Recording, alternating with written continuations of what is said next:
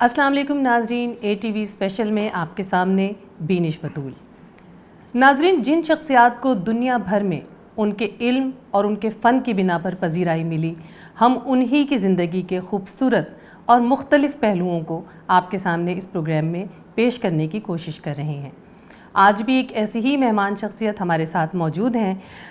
ویسے تو ان کا نام ہی ان کا تعارف ہے، مختصراً یہ کہ شعر و ادب کی دنیا کا ایک نہایت معتبر نام۔ خاص طور پر مزاحیہ شاعری میں انہوں نے کئی نئی جہتوں کو متعارف کرایا اور وجہ شہرت بھی مزاحیہ شاعری ہی رہی۔ پی ایچ ڈی اسکالر ہیں، درس و تدریس سے وابستہ رہے، تنقید اور تحقیق ان کا موضوع رہی، کئی اہم اداروں کی سربراہی کی۔ اس کے علاوہ کئی ادبی تنظیموں میں نظامت کے فرائض ایسے اعلیٰ پائے کے انجام دیے جو صرف انہی کا خاصہ ہے۔ 75 سے زائد کتابوں کے خالق۔ ان کی ادبی خدمات کے اعتراف میں حکومت پاکستان نے انہیں تمغہ حسن کارکردگی سے بھی نوازا، اور اس کے علاوہ بھی کئی اہم ادبی ایوارڈ ان کے نام کے ساتھ جڑ کر معتبر ہو چکے۔ میں آپ کو مزید انتظار نہیں کراتی، ڈاکٹر انعام الحق جاوید صاحب، ہم آپ کو اپنے پروگرام میں خوش آمدید کہتے ہیں۔ بہت شکریہ بینش بطول صاحبہ، آپ نے جس انداز سے میرا تعارف کرایا تو شاید اتنا میں خود اپنے بارے میں نہیں جانتا جتنا آپ نے بتا دیا۔ جناب، آپ کا نام ہی آپ کا تعارف ہے، حقیقتاً یہ کم بتایا ہے میں نے، کیونکہ تنگی وقت ملحوظ رہتی ہے، لیکن جو میں نے کم بتایا ہے، آپ اس سے زیادہ کے مستحق ہیں۔ بہت شکریہ۔ تو جناب، آج جیسا کہ میں نے آغاز میں یہ چیز بتائی کہ آج ہم آپ کے شعر، ادب، علم اور فن کو تو دنیا جانتی ہے، لیکن آج ہم دل کی باتیں کرنا چاہتے ہیں، اور آج ہم آپ سے یہ پوچھنا چاہتے ہیں کہ آخر کون ہیں ڈاکٹر انعام الحق جاوید؟ ذرا پلیز ہمیں بتائیے گا۔ بس میں ایک عام سا انسان ہوں، اور کیا ہوں، اور لکھنا پڑھنا میرا شوق ہے، پیشن ہے، اور اسی وجہ سے یہ جو کچھ آپ نے تعارف کرایا یہاں تک پہنچے۔ مجھے اگر میں بچپن کی طرف جاؤں تو میری تاریخ پیدائش ہے 6 جون 1949۔ دن تھا سوموار کا۔ اچھا، دن بھی یاد ہے۔ تو سوموار جو ہے وہ فرسٹ ورکنگ ڈے ہوتا ہے، اور آپ کو پتہ ہے کہ سب سے ہیوی دن ہوتا ہے کام کرنے کے اعتبار سے۔ تو میں یہ سمجھتا ہوں کہ شاید اسی وجہ سے میں ورکوہولک ہوں کہ صبح سے شام تک کام کرتا رہتا ہوں، 18 گھنٹے ممکن ہے۔ اور جو میرا شعور کی آنکھ ہے وہ کوئٹہ میں کھلی۔ میرے والد صاحب تھے ملٹری پولیس میں وہی حوالہ دینا چاہ رہی تھی کہ گھر کا ماحول تو یقیناً بہت ڈسپلنڈ، اور اٹھ جاؤ بیٹھ جاؤ، ڈبل ڈسپلن، پولیس بھی اور ملٹری، مطلب صحیح پریڈ رہتی تھی آپ کی۔ تو میرے شعور کی آنکھ جو ہے وہ کوئٹہ میں کھلی، اس وقت والد صاحب وہاں پوسٹڈ تھے۔ پھر جو میں نے تعلیم یعنی شروع کی کنڈر گارڈن، وہ ڈیرہ اسماعیل خان سے شروع کی۔ صحیح۔ 5ویں تک وہاں رہے، پھر گورنمنٹ ہائی اسکول میں چلے گئے، پھر والد صاحب کی ریٹائرمنٹ ہو گئی تو واپس فیصل آباد آ گئے۔ 2 سال فیصل آباد میں رہے، 66 سے 68 تک بی اے کیا، پھر لاہور اور ادھر۔ نہیں سر، ابھی ہم بی اے پر نہیں جا رہے ہیں، ابھی ہم آپ سے یہ پوچھنا چاہیں گے کہ آپ کے بچپن کی کوئی سنہری یادیں، کوئی شرارتیں، کوئی شوخیاں، وہ معصومیت، وہ آج ہمارے ناظرین کو بتائیں۔ یہ دیکھیں، کچھ یاد ہوں آپ کو؟ نہیں، یہ دیکھیں وہ زمانہ اور تھا۔ آج شوخیاں بہت ہیں، شرارتیں بھی بہت ہیں۔ احسان دانش سے کسی نے پوچھا تھا کہ اپنے بچپن کی کچھ شوخیاں شرارتیں بتائیں، کہنے لگے بھائی ہم تو اتنے سیریسلی کام کرتے تھے، اس ڈسپلن میں رہتے تھے، اتنے بجے اسکول جانا ہے، اتنے بجے یہ، تو ہمیں شوخیاں شرارتیں کہاں سے سوچنی تھیں۔ تو ہمارا بھی یہ تھا کہ صبح اٹھے ہیں، فجر کی نماز مسجد میں جا کے پڑھنی ہے والد صاحب کے ساتھ، وہ بھی 1-1.5 میل پہ ہے مسجد۔ پھر آتے ہی ناشتہ کیا، اسکول چلے گئے، پھر آئے تھوڑا ریسٹ کیا، پھر گیم پہ چلے گئے 4 بجے، فٹ بال، ہاکی، جو بھی، باسکٹ بال 3-4 گیمیں تھیں۔ وہاں سے آئے، پھر آ کے وہ پڑھنا شروع کیا، ہوم ورک کیا، اور اتنے میں وہ زمانہ اور کوئی قابل ذکر شرارت نہیں کہ کسی کی، نہ بالکل کسی کو نہیں، چھیڑ دیا ہو؟ نہیں، وہ میری عادت بھی نہیں تھی۔ اچھا۔ دیکھیں شرارتیں بھی 2 قسم کی ہوتی ہیں، ایک تو ہے شگفتہ شرارت، مزاح کی، جی، اور کچھ ایسی شرارتیں ہیں کہ آپ نے کسی کے دروازے کا تالا اتار کے لے گئے چابی جی اس جی کے جی پاس میرا رہ انہی کی گئی. طرف اشارہ تو تھا. ایسے کام میں نے نہیں کیے, اچھا, مطلب ساری سنجیدہ عمر سے نہیں بچے کیے, تھے آج آپ. تک بھی نہیں کیے. سنجیدہ سے بچے تھے. ہاں سنجیدہ تھا جی, صحیح. بڑا تھا گھر میں. لیکن جناب یہ تیسری جماعت سے شاعری کا شعور اور سمجھ اور اشعار یاد کرنا یہ کوئی معمولی بات نہیں ہے. تو یہ کیا قصہ ہمیں دیکھیے, مجھ سنائیں. سے کسی نے پوچھا تھا جی کہ اگر کوئی شاعر بننا چاہے تو کیسے بنتا ہے, کیسے بنایا جا سکتا ہے, یا کیسے وہ کیا کرے.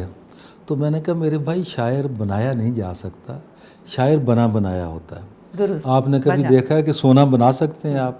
سونا بنایا ہی ہوتا ہے, سونے کو بنا نہیں سکتے. جتنے مرضی کیمیا اگر آ جائیں وہ رولڈ گولڈ تو بنا سکتے ہیں, گولڈ نہیں بنا سکتے. خوبصورت. چنانچہ جو بھی فنکار ہے, پینٹر ہے, مصور ہے, بت تراش ہے, جتنے بھی فن ہیں, گائک ہے, انکلوڈنگ پوئٹری, تو یہ ان بلٹ کہیں موجود ہوتی ہے آپ کے, اور پھر وہ پالش ہوتی ہے. دوسری بات کہ یہ بھی بہت ذکر رہا آپ ادب میں.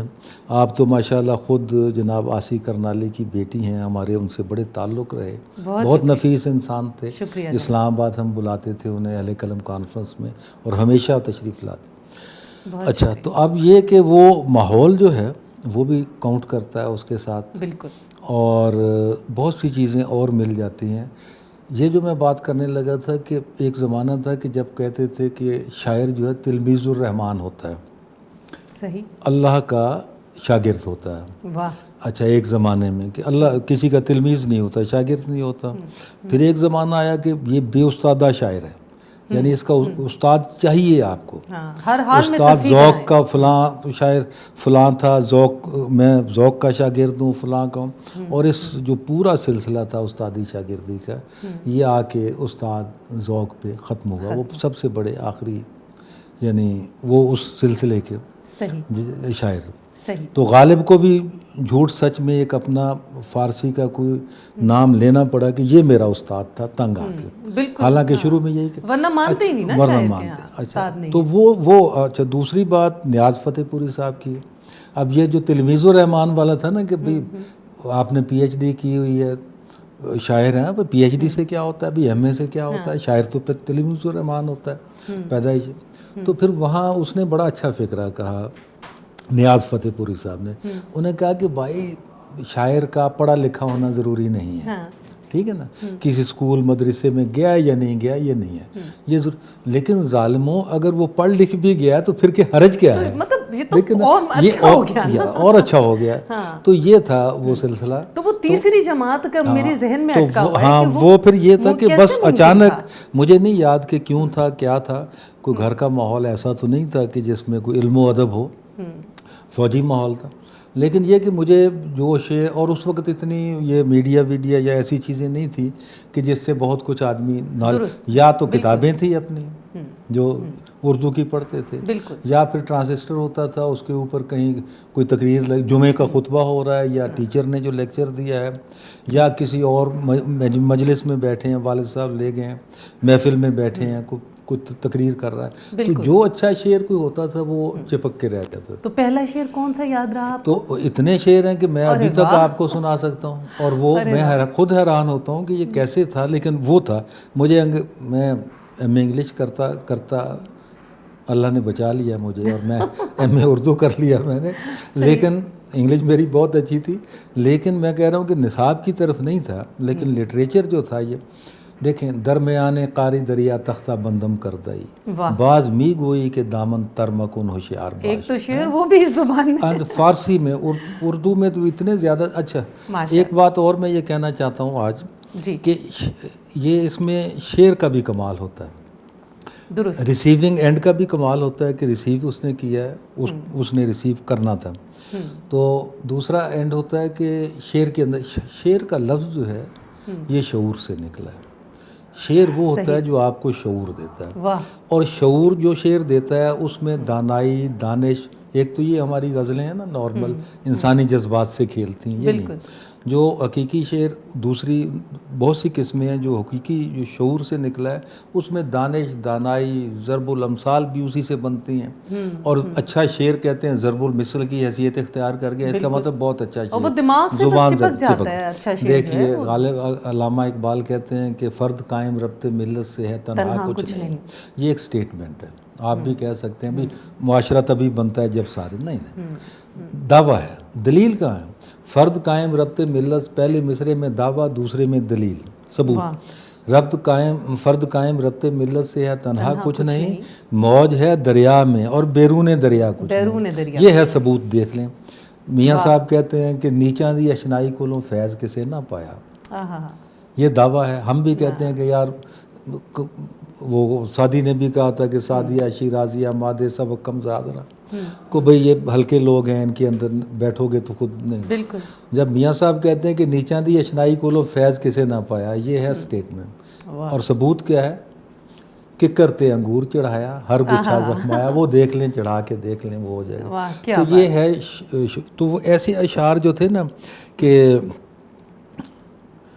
کون کرتا ہے فریبی آدمی پر اعتبار، کاٹ کی ہنڈیا نہیں چولہے پہ چڑھتی بار بار. واہ کیا بات. دعویٰ اور دلیل. اور جو پتھر پہ پانی پڑے متصل، بلا شبہ گھس جائے پتھر کی سل. آپ نے دیکھا ہوگا نلکے کے نیچے پتھر جو ہے وہ قطرہ پانی سے وہ گھسا ہوا ہوتا ہے. بالکل. بشر راز دلی کہہ کر ذلیل و خوار ہوتا ہے، نکل جاتی ہے جب خوشبو تو گل بیکار ہوتا ہے. یہ تو سر ہم بچپن میں ہی رہ جائیں گے، میرا خیال ہے ہم تھوڑا سا آگے. اتنے اشعار تھے، لیکن ایک آپ کو سناتا ہوں. ماشاءاللہ آپ کا حافظہ. ہاں ایک اور نہیں، حافظہ نہیں ہے، یہ وہ ہیں جو تیسری چوتھی سے چپکے. میں نے ایک کاپی، چھوٹا سا بچہ ہی تھا نا مجھے، تو وہ کاپی جو ہوتی ہیں جن پہ کام کرتے ہیں، کاپی لے کر وہ بنائی ہوئی تھی، اس میں پنیاں شنیاں لگائی ہوئی تھی. اور جو اچھا شعر ایسے سنتا تھا جہاں سے بھی، اس میں لکھ لیتا تھا. تو پھر بعد میں آ کے چھٹی ساتویں تک خود بھی کوئی شغل لگانا شروع کر دیا. ایک قطع، ایک دو شعر میں آپ کو سناتا ہوں اس وقت کے چپکے ہوئے. اور وہ اس لیے سناتا ہوں کہ کسی کی عمر کا لبریز جام ہوتا ہے، کسی کی عمر کا لبریز جام ہوتا ہے، کسی کا کندھا نگینے پہ نام ہوتا ہے. عجب سرا ہے یہ دنیا کہ اس میں شام و سحر، کسی کا کوچ کسی کا مقام ہوتا ہے. کسی کا مقام ہوتا ہے. اچھا مجھے یہ پتہ نہیں کہ ان سب شعروں کے سوائے ایک سعدی کے کہ یہ کس کے ہیں. تو اب میں جب NBF میں تھا اور میں کلیات میر کا خلاصہ مرتب کروا رہا تھا، تو سمجھیں کہ کتنے سال کے بعد 65 ایئرس سے اوپر میری عمر تھی. تو وہاں میں نے پڑھا کہ یہ میر تقی میر کا ہے. اچھا بس وہ تو میں بڑا حیران ہوا کہ دیکھیں لوگوں کو تو یہ اشعار تو اپنی جگہ پہ قیمتی ہیں، شعر شاعر سے آگے نکل جاتا ہے. واہ کتنی خوبصورت بات ہے، کتنی خوبصورت. تو جناب اب آگے چلتے ہیں کہ اس کے بعد بچپن لڑکپن کی طرف گیا، پھر آپ شہر منتقل ہوئے غالباً. ہاں نہیں وہ آگے تو بعد تعلیم میں کا آئے. سلسلہ پھر آپ ابھی کا FA چلا. تک تو میں وہیں تھا ڈیرہ اسماعیل خان میں. صحیح. وہاں میرے 2-3 شوق تھے. پہلے سب سے پہلے تو یہ تھا کہ میں وہاں چونکہ طاقت کا اور وہ علاقہ غیر بالکل ساتھ شروع ہو جاتا تھا. یہ بانا ٹانک اور یہ پرندے جو ہیں پہاڑوں سے نیچے آتے تھے. اور یہ کمشنری تھی جو انگریز نے بنائی تھی ڈیرہ اسماعیل خان وہاں رکاوٹ کے لیے بارڈر کو. تو وہ طاقت کا زمانہ بھی طاقت کا تھا اور وہاں بھی طاقت سے ہی چلتا تھا. آج بھی ڈرتے ہیں لوگ جناب ان علاقوں سے. تو مجھے بھی یہ تھا کہ میرے اندر طاقت ہو، میں پہلوان بنوں. اچھا. تو میں اس کے لیے کافی کوشش کرتا رہا. کثرت وغیرہ کرتے تھے، کوئی بادام سردائیاں، اکھاڑے بھی جاتا تھا، سردائیاں بھی، سب کچھ. اور بہرحال اللہ کے فضل سے اپنے لیول پہ میں کامیاب بھی رہتا تھا. یہ بھی نہیں تھا کہ مجھے کو وہاں سے مطلب کئیوں کو پچھاڑا آپ نے. ہاں پچھاڑا، بالکل پچھاڑا. جو اپنے مقابلے کے تھے ان کو پچھاڑا. درست. لیکن پھر یہ تھا کہ اس کے لیے وہ ایک کل وقتی کام تھا، وہ مینٹین کرنا بڑا مشکل تھا. تو دوسرا یہ کہ تعلیم تھی. والد صاحب کو یہ تھا کہ پڑھائی کے علاوہ اور گیمز کے علاوہ، گیمز وہ چاہتے تھے کہ فٹنس کے لیے. بالکل. تو فٹ بال کا اچھا میں یہ بتا دوں کہ میں تھرو آؤٹ اپنی کیریئر میں 2nd ڈوینر رہا ہوں، اوسط رہا ہوں کسی بھی کام میں. نہ اوپر رہا ہوں نہ نیچے رہا ہوں، درمیان میں. سوائے ایم اے جب کیا اردو اور پنجابی کا یا PhD وغیرہ اس وقت تو خیر، تو ان میں نے ٹاپ پوزیشن کی ایم اے میں. درست. تو اس وقت تک BA تک بھی میں میڈیوکر تھا. میڈیوکر سمجھتی نا, درمیان. جی جی بالکل ایوریج. میں اگر فٹ بال کھیلتا تھا تو میں گول کیپر نہیں تھا, نہ فرسٹ میں تھا, میں فرسٹ 5 میں ضرور تھا. 11 لوگ ہیں تو فرسٹ 5 میں. ہاکی کھیلی تو اس میں بھی فرسٹ 5 میں. باسکٹ بال جو ہے اس کے پلیئر ہی 6-7 ہوتے ہیں, تو اس میں بھی وہ مطلب پہلے 3-4 درمیان میں میرا. اور ایجوکیشن میں بھی ایسے رہا, اور یہ جو پہلوانی تھی اس میں بھی ایسے ہی رہا درمیان میں. تو یہ سارے شوق پھر آہستہ آہستہ پڑھائی, ظاہر ہے کہ گھر کے دباؤ اور تعلیم ہر حالت پریشر ایک آپ پر. دوسرا میرا یہ تھا کہ میں بالکل بھی پڑھنا نہیں چاہتا تھا, میں تھوڑا بہت ہی پڑھنا چاہتا تھا, میں بزنس کرنا چاہتا تھا. اچھا. تو وہ یعنی میرا سارا خاندان جو ہے وہ فیصل آباد میں آرائیں تھے, اور ہم لوگ, اور پوری سبزی منڈی اور یہ جو بڑے کامیاب تاجر ہیں فیصل آباد میں رہنے والے. بالکل دونوں, سبزی منڈی بھی فروٹ منڈی بھی 80% ہمارے میرے کزن اور کزنس کے کزن اور اس طرح. تو میں جب بھی والد صاحب کے ساتھ 2 مہینے یہاں وہ جو چھٹیاں ملتی ہیں فوجیوں کو آتے تھے تو یہاں فیصل آباد, تو میں ان دکانوں پہ بیٹھتا تھا باقاعدہ, اور ان کو ریلیف دیتا تھا کہ آپ جائیں, بس یہ کسی کی اگر دودھ دہی کی دکان ہے, کسی کی مٹھائی کی دکان ہے, کسی کی اور شاپ ہے, تو وہ 2-4-6 گھنٹے برف کا شوق اور تجسس میں وہ کام کرتا تھا. لیکن والد صاحب نے کان سے پکڑ کر, یعنی میٹرک کے بعد بھی FA کرایا, FA کے بعد بھی یہ, تو وہ کچھ ایسا سلسلہ تھا کہ ان کے آگے میں نہیں بول سکتا. تو جناب آپ نے کب خود کو خود دریافت کیا, کب یہ جہان امکانات آپ پر کھلا کہ میں واقعی اسی میدان میں لکھنے کے پڑھنے کے جا سکتا ہوں, یا یہ بڑے عرصے میں آپ کو پتہ چلا؟ یہ بہت بعد میں, کیونکہ میں کوشش یہی رہی, میں سائیڈ بزنس بھی کرتا رہا اپنے طور پر والد صاحب سے چھپ کر.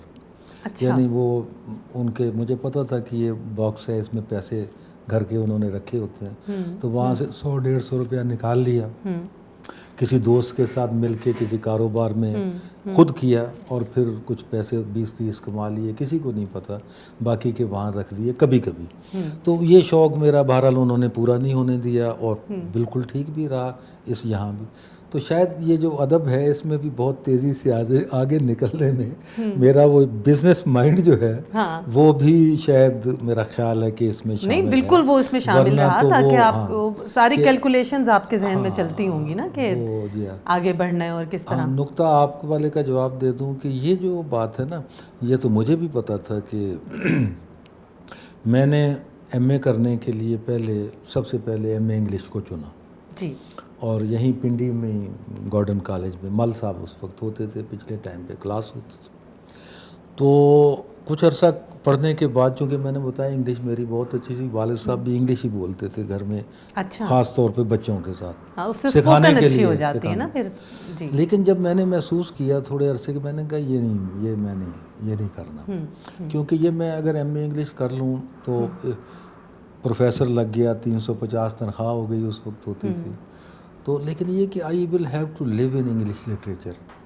Until I don't live in English literature, کوئی فائدہ نہیں. یہ پھر میں 3rd کلاس ایک ٹیچر ہوں گا, مجھے پھر گھر میں بھی انگریزی بولنی ہے, انگریزی جب تک ثقافت کلچر کو اپناؤں گا نہیں I will not. انگریزی زبان ضروری بھی ہے نا, تو میں نے چھوڑ دی پھر.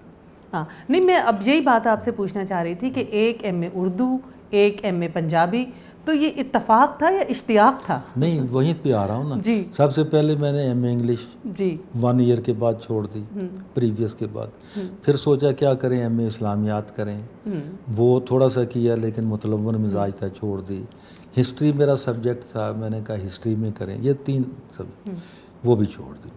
اردو میں اس لیے نہیں کرنا چاہتا کہ اردو کو کوئی پوچھتا ہی نہیں ہے. ہاں بالکل, وہ کوئی بھی نہیں پوچھتا, یتیم مسکین جو یہ تینوں, جب میں تینوں میں اپنے آپ کو اپنی متلون مزاجی سے چھوڑ کے کچھ اکاؤنٹس کے بھی کورسز وغیرہ شروع کیے, چھوڑ دیا سارا کچھ, تو I had to do 1 MA. So I came to Urdu, کہ بھئی یہ, چونکہ وہ اس وقت تک تو میں شاعر ہلکا پھلکا اپنے طور پر بن چکا تھا, کسی فیلڈ میں نہیں تھا لیکن اپنے طور پر.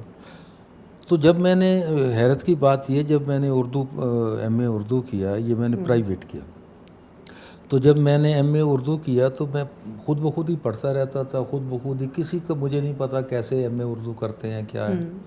اور امتحان دیا تو بہت ٹاپ اچھی پوزیشن میری آ گئی. تو زیادہ اس میں فیلڈ تھا بس, کیونکہ شوق تھا نا آپ کا اس میں, تو وہ پھر اس کے بعد ایسے ہی مجھے کہیں ٹی ہاؤس میں بیٹھا تھا, پتہ چلا ایم اے پنجابی بھی ہو رہا ہے, ہمیں پتہ ہی نہیں تھا کہ ایم اے پنجابی بھی ہوتا ہے. تو میں نے ایسے ہی پڑھتے پڑھتے ہوئے, میں اس وقت حلقے میں جاتا تھا, حلقہ ارباب ذوق, حلقہ ارباب غالب, نوائے وقت میں ادبی کالم لکھتا تھا, ریڈیو پروگرام کرتا تھا. اچھا, مطلب آپ کا ادبی سفر اس وقت شروع ہو چکا تھا تعلیم کے ساتھ ساتھ. 76 میں شروع ہو گیا. 76 میں میں نے ایم اے اردو کیا اور ساتھ ہی یہ سفر شروع ہو گیا. صحیح. تو 78 جب میں نے ایم اے پنجابی کا امتحان دیا تو وہ میری ٹاپ پوزیشن نکل آئی, گولڈ میڈلسٹ آ گیا. میں نے کہا یار یہ تو یعنی بغیر اتنی تیاری سمجھیں کہ خود بخود آپ کی ایک راہ متعین کر, بس یہ راہ میری متعین ہو. ہاں, پھر دین آئی. تو اس کے بعد جو آپ نے جب شاعری کا باقاعدہ آغاز کیا تو وہ آپ نے سنجیدہ شاعری سے کیا یا مزاحیہ سے کیا یا کس طرح؟ سنجیدہ ہی شاعری. اس وقت مزاح کا اتنا نہیں تھا. سنجیدہ شاعری کی میری پہلی کتاب 7ویں صنف جو ہے وہ 92 میں شائع ہوئی, اور سنجیدہ ہی شاعری کرتا تھا. سنجیدہ ہی مجھے فخر حاصل ہے کہ فنون میں چھپنے سے میں نے آغاز کیا لاہور میں. اور پھر خاص طور پہ وہاں عطاء اللہ قاسمی صاحب جو تھے, ان سے جب ملاقات ہوئی تو بس پھر ہم ایسے ہی ہو گیا کہ وہ جیسے میرے بڑے بھائی ہوں اور میں ان کا چھوٹا بھائی. اور پھر انہوں نے بڑی شفقت کی, انگلی پکڑ کر چلنا بھی سکھایا. احمد ندیم قاسمی صاحب بھی تھے, یہ بڑے نام تھے. تو عطاء اللہ قاسمی صاحب تو پھر اب تک بھی اسی طرح ہے کہ وہ میرے لیے بڑے بھائی, شفیق انسان ہیں, اور سب جگہ پھر وہ آگے آگے لے کر جاتے بھی رہے. تو پھر اس میں بس جو ہے وہ چلتا رہا. مزاح کی طرف اگر آپ پوچھیں نا میں کیسے آیا, تو وہ ایسے آیا کہ ویسے جو ابھی میں نے بات کی نا تیسری کی ڈائری کی, تو یہ لاشعوری ہے. مجھے نہیں پتا کہ میں کیوں لکھتا تھا.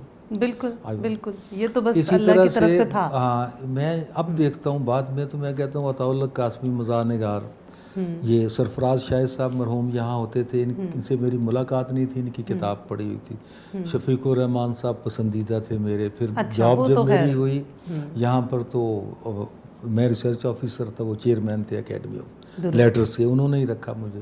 تو ان کے ساتھ پھر سید ضمیر جعفری صاحب کو تو بہت سنتے تھے, وہ محلہ دار ہو گئے یہاں, بہت بڑے استاد. انور مسعود صاحب یہیں کہیں رہتے تھے, جہاں یہ آپ کا اسٹوڈیو ہے قریب, جی نزدیک میں. تو یہ بھی. تو سب سے میری جو تعلق داری ہے یہ مزاح نگاروں سے ہی زیادہ کیوں تھی, یہ بھی کوئی لاشعور میں تھا کہ بالآخر پھر وہ یہاں پہ ایک مشاعرہ ہوتا تھا. یہ شہر جو ہے گریڈوں کا شہر تھا. جی جی بالکل, اور یہاں کلف لگے ہوئے لوگ ہیں. 17 گریڈ والا جو ہے وہ 18 سے بات نہیں کر سکتا تھا, اور 18 والا 19 سے بات نہیں کر سکتا تھا. بہت مشکل تھا.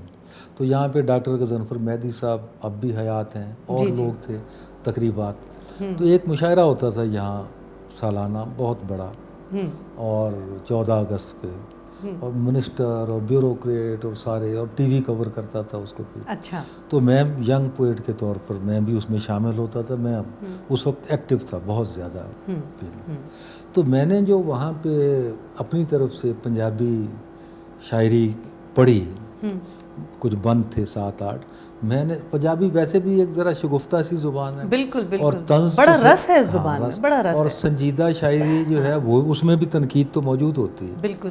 غالب کی شاعری میں بھی ہے نا, بالکل ہے, کوتوال پر بھی ہے اور محتسب پر بھی ہے, سب پر. تو وہ اس میں کچھ ایسا پورشن تھا کہ وہ میں نے جب پڑھی تو اتنی داد مجھے ملی. وہ مشاعرہ آپ نے حقیقتاً لوٹا تھا, یو ٹرن, وہ لوٹا تھا آپ نے. جی بالکل. تو بس وہ میں تو مشاعرے میں بھی نہیں بیٹھ سکا. میں تو اٹھ کر, اس وقت موٹر سائیکل میرے پاس ہوتی تھی, روشنیاں تھی اگست کی, تو میں ساری رات گھومتا رہا. اچھا. یعنی کہ اتنی داد کہ جس کی کوئی انتہائی نہ, اور نیچے اترا تو یا بیگمات بھی تھیں, سینئر منسٹر بیٹھے ہوئے تھے, بار بار انہوں نے سنا. صبح اخبار میں سرخی لگی ہوئی تھی کہ انعام الحق جاوید نے مشاعرہ لوٹ لیا. تو اس کے بعد آپ بتائیں کوئی گنجائش بچتی ہے آدمی کی؟ نہیں, وہ تو پھر رستہ کہ متعین ہو گیا. یہ نہ سوچے کہ یہی آخر کو ٹھہرا فن ہمارا. جہاں عزت ملتی ہے وہیں آدمی. تو وہاں جو آپ نے سنایا تھا اس کے کوئی 1-2 ہاں میں سنا دیتا ہوں. وہ بار پاویں دسمبر دی ٹھنڈ ہو, 3-4 بند 6-7 تھے, 2-3 سناتا ہوں. ارشاد. بار پاویں دسمبر دی ٹھنڈ ہوے, میرے اندر دی دنیا 'ਚ جون ہوندا. ਆਹਾ ਮੇਰੇ ਅੰਦਰ ਦੀ ਦੁਨੀਆ ਦੁਨੀਆ 'ਚ ਵਿੱਚ ਜੂਨ ਜੂਨ ਹੁੰਦਾ ਹੋਵੇ। ਹੈ। ਵਾਹ ਬਾਹਰ ਭਾਵੇਂ ਦਸੰਬਰ ਦੀ ਠੰਡ ਹੋਵੇ, ਮੇਰੇ ਅੰਦਰ ਦੀ ਦੁਨੀਆ 'ਚ ਜੂਨ ਹੁੰਦਾ ਹੈ। ਤੇ ਸੱਦੇ ਘਲ ਜਦੋਂ ਮੈਂ ਥੱਕ ਜਾਣਾ, ਉਹਦੇ ਵੱਲੋਂ ਫਿਰ ਇੱਕ ਟੈਲੀਫੋਨ ਹੁੰਦਾ ਹੈ। ਵਾਹ ਉਸ ਵਕਤ ਮੋਬਾਈਲ ਨਹੀਂ ਸੀ। ਸੱਦੇ ਘਲ ਜਦੋਂ ਮੈਂ ਥੱਕ ਜਾਣਾ, ਉਹਦੇ ਵੱਲੋਂ ਫਿਰ ਇੱਕ ਟੈਲੀਫੋਨ ਹੁੰਦਾ ਹੈ। ਤੇ ਉਹਨੇ ਜ਼ਾਹਰ ਤੇ ਕਦੇ ਨਹੀਂ ਹੋਣ ਦਿੱਤਾ, ਇਹ ਪਰ ਦੱਸਿਆ ਇਹ ਸਾਂਝਿਆਂ ਸਜਣਾ ਨੇ, ਜਦੋਂ ਬਿਸਮਿਲ ਦੇ ਵਾਂਗ ਮੈਂ ਤੜਫਨਾ ਵਾਂ, ਉਹਦੇ ਕਲਬ ਨੂੰ बड़ा सुकून। आहा क्या बात है। और दूसरा बंद था उसका कि दसा हाल की उसी के ऊपर दसा हाल की उसदियां लहजियां दा, दसा हाल की उसदियां लहजियां दा, आखे ना ते लगदा है हाँ कहंदा। वाह ये तो मतलब का शेर है वैसे। दसा हाल की उसदियां लहजियां दा, आखे ना ते लगदा है हाँ कहंदा। कदी अंबां दे बाग च जा के ते ਜਾਣ ਬੁੱਝ ਕੇ ਕੋਇਲ ਨੂੰ ਕਾਂ ਕਹਿੰਦਾ। ਵਾਹ ਕੀ ਬਾਤ ਹੈ, ਕੀ ਬਾਤ। ਕਦੀ ਅੰਬਾਂ ਦੇ ਬਾਗ 'ਚ ਜਾ ਕੇ ਤੇ ਜਾਣ ਬੁੱਝ ਕੇ ਕੋਇਲ ਨੂੰ ਕਾਂ ਕਹਿੰਦਾ। ਮੇਰੇ ਵਰਗੇ ਮਾਸੂਮ ਦੇ ਕੋਲ ਜੇਕਰ ਹੋਵੇ ਮਰਲਾ ਤੇ ਉਹਨੂੰ ਘੁਮਾ ਕਹਿੰਦਾ। ਵਾਹ। ਤੇ ਆਪਣੀ 8 ਕਨਾਲਾਂ ਦੀ ਕੋਠੀ ਨੂੰ ਵੀ ਐਵੇਂ ਬਹਿਣ ਖਲੋਣ ਦੀ ਥਾਂ ਕਹਿੰਦਾ। ਬਹਿਣ ਖਲੋਣ ਦੀ ਥਾਂ ਕਹਿੰਦਾ। और एक बंद था उस पे ये खास तौर पे कि दसा हाल की उसदी ਵੇਖਣੀ ਦਾ, अलग अलग बनाए थे। दसा हाल की उसदी ਵੇਖਣੀ ਦਾ, जिधर ਵੇਖਦਾ ਹੱਥ ਵਿਖਾਈ ਜਾਂਦਾ। वाह दसा हाल की उसदी ਵੇਖਣੀ की तरफ इशारा है ये। हाँ, जिधर ਵੇਖਦਾ हाथ, इसमें पॉलिटिकल तंज भी है। और भी दसा हाल की उसदी ਵੇਖਣੀ ਦਾ, जिधर ਵੇਖਦਾ ਹੱਥ ਵਿਖਾਈ ਜਾਂਦਾ ਹੈ, ਹੌਲੀ ਹੌਲੀ ਨਕਾਬ ਸਰਕਾਈ ਜਾਂਦਾ ਹੈ, ਪਾਸੇ ਪੰਨੀ ਜਾਂਦਾ ਹੈ, ਛੋੜੇ ਲਾਈ ਜਾਂਦਾ ਹੈ। ਵਾਹ। ਤੇ ਆਪੋ ਭਾਵੇਂ ਉਹ ਪਟੜੀਆਂ ਲੱਥਾ ਹੋਇਆ ਹੈ, ਵੇਖਣ ਵਾਲੇ ਨੂੰ ਲੈਣ ਤੇ ਲਾਈ ਜਾਂਦਾ ਹੈ। क्या बात है। मुझे उर्दू में ये समझ आया कि कश्तों के पुश्ते लगाए जा रहे हैं। और आशिक सुख के काना ना होण किवें, गिला बालनी चुल्हे च डाई जाता है। और एक शेर इसका आखिरी सुनाता हूँ, बाकी छोड़ता हूँ। वो बहुत ही पॉपुलर हुआ। वो यूं था कि दसा जादू की उस दे हुस्न दा मैं, ये भी बंद है लेकिन सिर्फ शेर सुनाता हूँ। दसा जादू की उस दे हुस्न दा मैं, जेड़ा वेखदा सदा जवान रहिंदा। क्या बात है, क्या दसा जादू की, दसा जादू की उस दे हुस्न दा मैं, ਜਿਹੜਾ ਵੇਖਦਾ ਸਦਾ ਜਵਾਨ ਰਹਿੰਦਾ ਹੈ। ਤੇ ਖਬਰੇ ਇਸੇ ਤੋਂ ਸ਼ਹਿਰ ਦਿਆਂ ਬਾਬਿਆਂ ਦਾ ਉਹਦੇ ਡੇਰੇ ਤੇ ਆਣ ਤੇ ਜਾਂਦਾ। तो इस तरह का था। वाह क्या बात है। आगे बहुत तो जनाब ये बताइए कि हमने तो ये हमेशा से सुना कि जो मिजाह लिखता है वो अंदर से कहीं बहुत संजीदा होता है, बहुत दुखी होता है, ज़रूर उसको कोई गम होते हैं। तो क्या ये वाकई दुरुस्त है या आपके उसमें ऐसा मामला था? हाँ नहीं, अच्छा ये भी एक ना कुछ क्लीशे हैं जो मैं तोड़ना चाहता हूँ। बिल्कुल मेरा अपना उसमें बिल्कुल। मसलन जब मैं मज़ाह में दाखिल हुआ तो टीवी का पहला मज़ाहिया मुशायरा किश्ते ज़ाफ़रान वो मैंने कराया। सही। आगा नासिर साहब उस वक्त होते थे MD, उनको कहा हुआ था 3 साल के बाद ये बात मानेगी। टीवी पे पंजाबी का पहला मज़ाहिया मुशायरा मैं साझा प्रोग्राम करता था, मैंने कराया। बुशरा रफ़ीक बाहर से आई थी, वो मान गई। बहुत से लोग रेडियो पे पहला मुशायरा मुनव्वर हाशमी के ज़रिए मैंने कराया मज़ाहिया। तो मैंने इसके फ़रोग़ के लिए बहुत काम किया बेशक। तो उस वक्त जब मैं एंटर हुआ तो हर वक्त जिसका इंटरव्यू मज़ाह निगार का होता, भाई मज़ाह लिखना बहुत मुश्किल है, ये तंज़ की तलवार, वो उस पर पुल सरात पे चलने के बराबर है, तलवार पे चलने के बराबर है, फकड़पन से बचना बड़ा। हाँ। तो मैंने इसके अगेंस्ट एक पूरा थीसिस कॉइन किया। अच्छा। मैं PhD था, मैं रिसर्चर भी था। बिल्कुल। मैंने कहा जी मुझे ये बताएं, वो किसी ने सवाल किया आपने या किसी ने जी मज़ाह लिखना सुना है बड़ा मुश्किल होता है। मैंने कहा मुझे ये बताएं, संजीदा शायरी आसान है, राह चलते हो जाती है, अहमद नदीम कासमी ऐसे ही बन गया है, फैज़ ऐसे ही बन गया है, इकबाल ऐसे ही बन गए, ये संजीदा ऐसे ही बन गए। बिल्कुल ऐसे। संजीदा शायरी मुश्किल है, कम मुश्किल नहीं है। संजीदा शायरी भी मुश्किल है, मज़ाहिया शायरी भी मुश्किल है, नातिया शायरी भी मुश्किल है। बिल्कुल शायरी तो ही ये मुश्किल मैंने है ये तोड़ा और उसके बाद लोगों को मैंने कहा कि आप इस तरफ आएँ। मतलब इसके लिए अंदर से दुखी या परेशान होने अच्छा, की वो तो देखिए वो मेरा अलग थी, उसको भी तोड़ता हूँ। सर हम आज आप पे बात कर रहे हैं ना, तो नहीं, आप मैं बताएं वैसे कि कहीं कोई गम कोई दुख ना, ऐसा ना कोई हर देखिए इंसान, अल्लाह ताला ने हर आदमी को लॉब साइड रखा हुआ है। जी। I am social scientist also, सो मैं उस हिसाब से देखता हूँ अपने आप को भी। शेर सुनिए जमाल सानी का, ये हादसा मेरे वहमो गुमान में भी न था, ये हादसा मेरे वहमो गुमान में भी न था, चिराग सामने वाले मकान में भी न था। वाह واہ، آدمی سمجھتا ہے کہ میں ہی دکھی ہوں، میں ہی دکھی ہوں، مجھے یہ دکھ ہے.